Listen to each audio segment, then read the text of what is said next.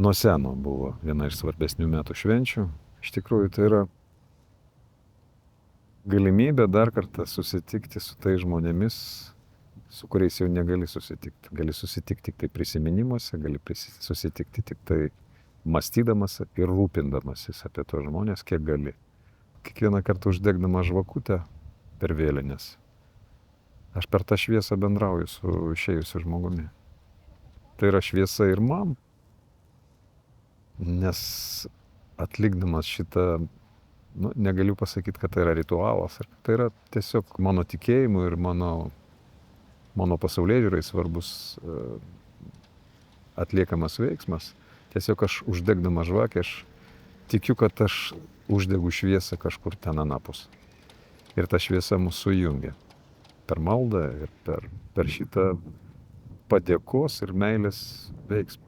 Manau, vis tiek kažkur tas ryšys yra tik tai pasiekiamas per meilę ir per prisiminimus ir per dėkingumą, per visą tai, nes kol mes atsimenam žmogų, tol jis gyvas. Mūsų mintise, mūsų širdyje ir kažkur kitur. Mirtis yra neatsiejama mūsų gyvenimo dalis. Viskas, kas prasideda, kažkada baigėsi. Ir pirmi klausimai būna, net vaikas dažnai paklausia vyresniųjų, sako, kai susiduria su mirtim. Pirma mirtis kažkur šeimoje, giminėje, kažkas miršta arba kaimynai, vaikas sužino apie ką ir aš mirsiu. Visą laiką tas yra klausimas. Tai dažniausiai suaugusieji nuramina. Ne, tai čia dar ilgai, čia tu negalvok apie tai, čia kažkas labai tokio baisaus. Bet iš tikrųjų mes turim tą gyvenimą, kad suvoktume, kas tai yra ir kad mūsų visų laukia mirtis. Ir gyvendami turbūt turim gyventi taip, kad ta mirtis būtų nebaisi, turim būti sąmoningesni. Ateistai sako, jie irgi turi tokį kaip ir įsitikinimą ir sako, ten, kur žmogus gyvas, ten nėra mirties, o ten, kuris miršta, ten jau jo nėra. Sako, ko tada tos mirties bijot? Tie, kurie tiki pomirtinio gyvenimo, irgi turi visas tam reikalingas taisyklės, ar jeigu tavo gyvenimas apsprendžia tai, kaip tu būsi po mirties, kur tu būsi po mirties. Tai kam bijoti to, kas yra neišvengiama? Tiesiog mirtis man, žinojimas, kad aš mirsiu, man padeda būti sąmoningesniu ir tą gyvenimą, kuris man likęs, nugyventi sąmoningiau. Visi mes šitą žemę atėję turime būti laimingi, nes tai yra didžiulė dovana. Ne akmeniu, ne grumstu čia kažkur guliu, aš įkvėptas gyvybės, aš galiu mąstyti, aš galiu jausti, aš galiu dalintis savo mintimis, aš galiu kurti. Tai iš tikrųjų didžiulė dovana. Ir mirtis, kuri ateis, man padeda suvokti, kad to laiko netiek daug yra ir jį išnaudoti naudingiau. Tai toks mano santykis su mirtim. Aš jai dėkingas už tai, kad aš esu sąmoningesnis. Aišku, jos visada yra ir jeigu dabar staiga jinai ištiktų, tu galvoji apie tos artimus žmonės, su kuriais dar ne viskas išsakyta, ne viskas. Yra vaikai, kuriais reikia pasirūpinti. Yra daugybė dalykų, darbų, kuriuos reikia nudirbti, bet tiesiog kartais jie visi nutrūks ir viskas. Ir jų visų nenudirbsi. Tiesiog gali daryti tiek, kiek tau leista. Aš manau, kad reikia kurti gyvenime. Stengtis neatlikti kaip prievolę, nes tada gyveni kaip kalėjime, kaip kažkokia truputėlį vergovė, o stengtis daryti tai, kas tau atneša džiaugsmo, arba keisti požiūrį į tai. Jeigu dabar negaliu daryti tai, kas man atneša džiaugsmo, tiesiog pakeisti požiūrį į tai, ką aš darau. Kodėl darau ir kam darau, vardan ko. Menas labai didelę turi įtaką vertybių formavimui. Tarkim, kaip aktorius scenoje arba kaip režisierius. Kai yra scenos veikalas, jisai kelia klausimus, jisai kalba apie tam tikrus mūsų gyvenimo aspektus. Ir keldamas tos klausimus, tu verti ir kitų, neverti, o to žmonės tiesiog kvieti atėjusius į teatrą pamastyti dar kartą apie tai, ką galima būtų padaryti ir kaip aš elgčiausi tokioj pačioj situacijoje ir ką galima būtų padaryti, kad to nebūtų mūsų tarpusavio santykiuose, žmonių santykiuose, kad tai nebūtų valstybiniuose dalykuose. Tiesiog ką galima būtų padaryti, kad tai pakeisti.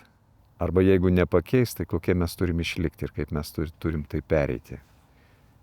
Tai vat, menas visą laiką turi tokią edukacinę, labai didelę tokią savo prasme, kad žmonės nuo seno žiūrėdami į didvyrius, tarkim, tai nuo Graikijos teatro pradedant, kada jie žiūrėdavo, ten mitai būdavo vaidinami įvairūs, būdavo papasakojamas istorijos, kaip herojus įveikia sudėtingus gyvenimo, kliūtis kažkokias arba iššūkius didžiulius.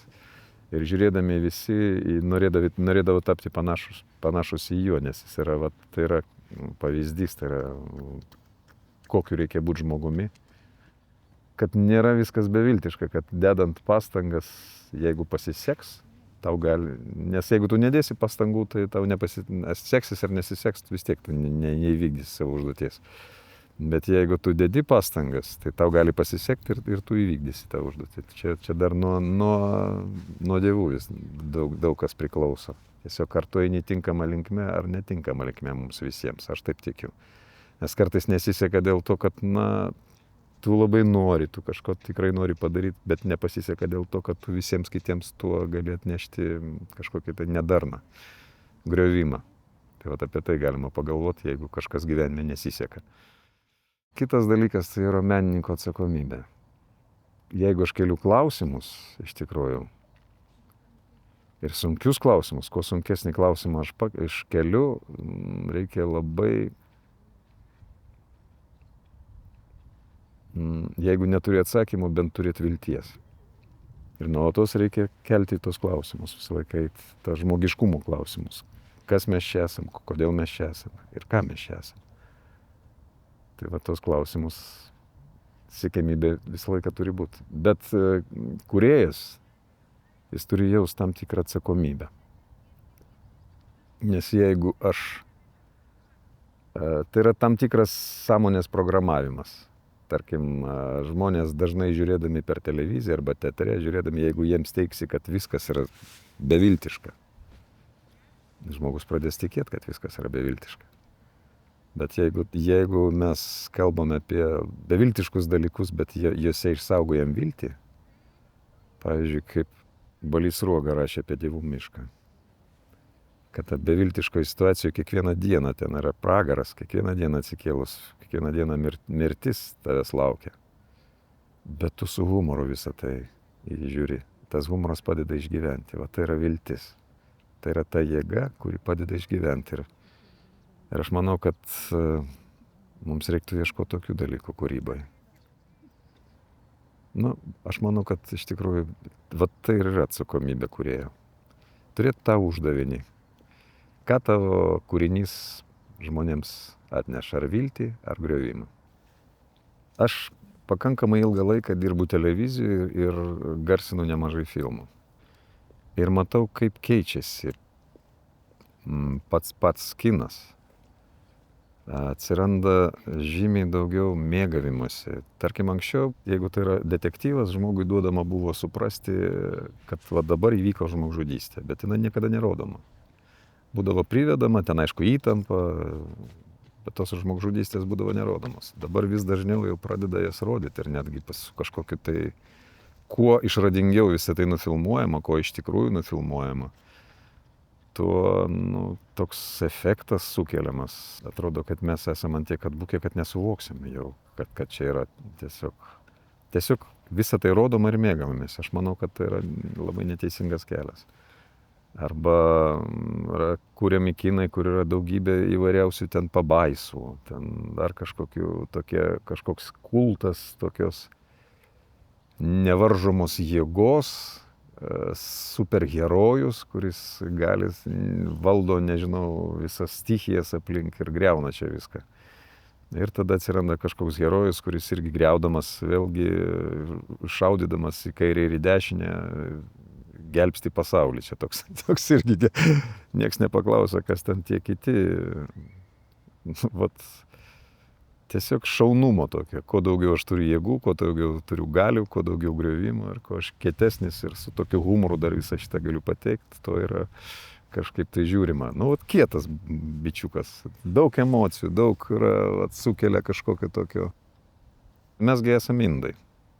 Nu, ne tautybė, bet tiesiog indai. Aš tai toks palyginimas, kad į mus viskas, visa kas įeina, ir netgi dabar mokslininkai visą tai iš tikrųjų patvirtina. Kad visą tai, ką mes matom, ką mes sapnuojam, su kuo mes bendraujam, ką mes valgom, visą tai mūsų rašosi mūsų sąmoniai. Visą tai yra. Ir jeigu kuo mes daugiau žiūrim va tokios produkcijos, visą tai paskui lemia, kaip mes elgiamės. Mūsų pasirinkimus. Optimizmą galų gale. Tiesiog tai paskui mūsų sargdina. Nes žmogui, tam, kad sveikam būt,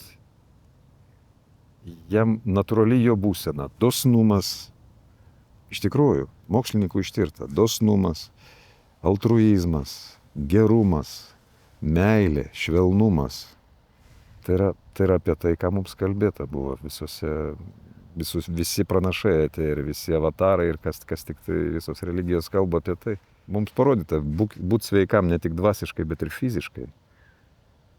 O mes kažkodėl bandom išrasti naują dviratį, ne mes kietesni, mums reikia va tokių kažkokių dirgiklių, kurie mums trumpina gyvenimą. Pereidamas per parodą arba nueidamas į gerą kiną, tu išeini kitoks. Tu pajunti, kad iš pradžių net nepajunti, kas yra, bet tu jauti pilnas. Esi pilnas ar grožio, ar kažkokios iš tikrųjų, jeigu tai yra kalba apie sunkius dalykus, ar tu pamatai, kad negali toliau gyventi taip ir būti nuošaly. Tai tave paveikia, jau vadinasi, tai sukelia tavyje sielos tos tavo virpėjimą, tavo žmogiškumą, tavo humaniškus dalykus. Tai jis įkvėpia arba humaniškumą, arba grožį, arba įkvėpia tave, pakelia iš depresijos, arba tiesiog jisai tave pakrauna tam tikrą. Ir kiekvienas gauna tai, ko jam reikia, va tai įdomiausia. Kol žmonės gyvi, kol gyvuoja žmonija, tol menas yra nemirtingas. Kol jisai mums aktualus, kol jis mus įkvėpia, skatina, ragina tobulėti, kurti vėlgi. Kol mus įkvėpia gyvenimui, tol jis yra nemirtingas. Jeigu jis mus įkvėptų mirčiai, tai jisai būtų mirtingas. Nors aišku, kartais menas įkvėpia ir mirčiai vardan tikslo, vardan visų mūsų, vardan pasiaukojimą. Tai tada jis irgi nemirtingas. Man gyvenimo prasmė yra tobulėjimas. Tobulėjimas santykių srityje su kitais žmonėmis. Kad aš jiems atnešiau daugiau džiaugsmo negu kažkokių rūpesčių. Ir tiesiog išmokti priimti tai, ką man gyvenimas suteikia kiekvieną dieną. Pakeisti savo santykį tai ir suvokti, kad kiekviena diena mane kažko išmoko, netgi sunkumas mane išmoko. Ir už tai, kada aš už tai padėkoju, aš tam nesipriešinu. O jeigu tik tai aš tam pasipriešinimu, aš iškrentu iš viso to. Tada manyje atsiranda nuoskauda, tada manyje atsiranda pyktis, kodėl su manim taip yra, ar dar kažkas. Jeigu tai atėjo, vadinasi, tai mano likimas. Tik tai mano užduotis suvokti, kodėl atėjo. Aš kažkada ten kažką netaip truputėlį pasielgiau, dėl to atėjo. Galbūt man reikia kitą kartą padaryti kažką kitaip. Bet dabar jau aš turiu kažkaip atidirbti už tai, kad aš kažką padariau. Tiesiog stengtis nesipriešinti, suvokiant ramiai visą tai, kiek įmanoma, taikiai priimti ir mąstyti, kad to daugiau nebūtų, jeigu tai nuo manęs priklauso. Daryti išvadas. Vėlinių metų artėjant, tai laikas, kurį reikia iš tikrųjų išnaudotis apmąstyti savo gyvenimą. Prisiminti tuos, kurie išėjo, prisiminus tuos, kurie išėjo, prisiminti tuos, kurie yra šalia. Dar norėčiau palinkėti laimės visiems. Laimės, taikaus dangaus, geros sveikatos ir išmokti kurti gyvenimą. Kurti santykius, kurti kiekvieną dieną. Kad daugiau būtų kūrybos ir žaidimų, o ne įtampos ir tokio, reikia, super sukastas dantis. Lengvumo gyvenime tokio palinkėčiau.